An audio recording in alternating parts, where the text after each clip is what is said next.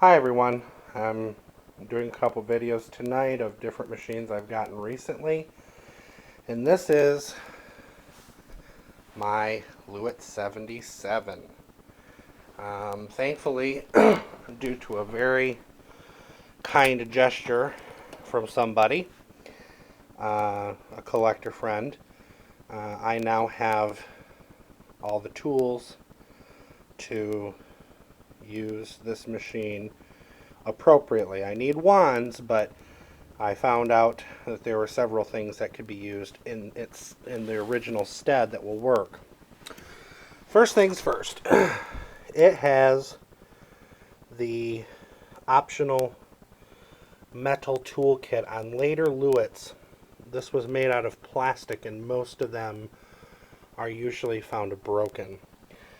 The tools are all Lewyt, and the only thing I don't have is a crevice tool, or if I do, it's someplace where I don't see it. So, anyway, all the gibberish of the machine is on there, but again, it never shows up. Lewyt made a lot of noise about this power dial on top of the cleaner. For drapes and upholstery, there was a setting. For bare floors, wool carpets, general cleaning, there was a setting. And then for cotton carpets, there was another setting. And basically, you just set the dial where you needed to. Underneath the lid here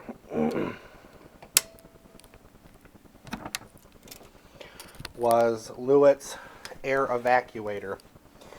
What that means is that the air came into the bag like so, went up through this filter, and then went down the sides here and basically gave it a very interesting filtration arrangement. Thankfully, because of this this collector, he sent me some replacement speed sacks, and they work. They don't have the window, but they work, and they're better than what I had in there, which was not correct. And as you can see, it says Lewyt Vacuum Cleaner filters the air 5 times. So this is a fairly quiet machine. As you can see, the hose points downward, so when you pull on the unit, it just pulls along very nicely. Power switch is down at the bottom. Lewyt had a very strange rug nozzle too.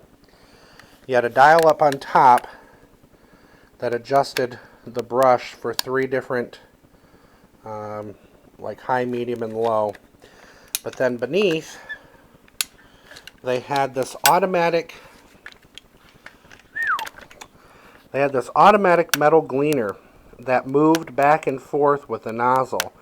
And that gleaner really allowed this tool to work fairly well. I'm sure that there are some that would totally disagree, but for its all intents and purposes, it does just fine by my standards.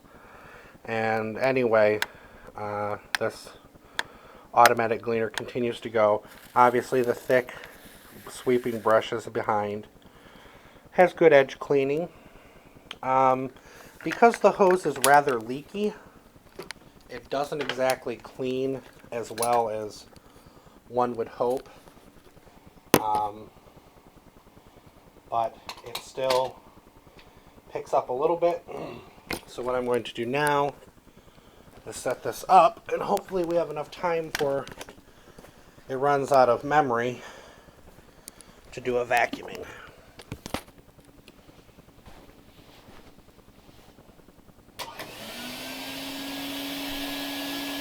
Very quiet, the Lewyt. And interestingly enough, even on this garbage that I have to vacuum, it actually makes the nap look pretty darn good. So clearly the combination of that brush and the gleaner does a good job. And you can hear the suction. Again, if I can get this hose sealed up properly, it will definitely work far better. And just to kind of show you that it has really decent suction, I mean, it's not great, but compared to contemporary 1955 machines, it wasn't bad. I can't remember exactly what Consumer Reports thought of it, but it wasn't much. But anyway, that is what became later the electronic with the 12-volt power nozzle, which clearly, as we all know, caused Lewyt some major headaches. But before that, it was a pretty decent cleaner in its own right. So that's that, guys, and thank you for watching.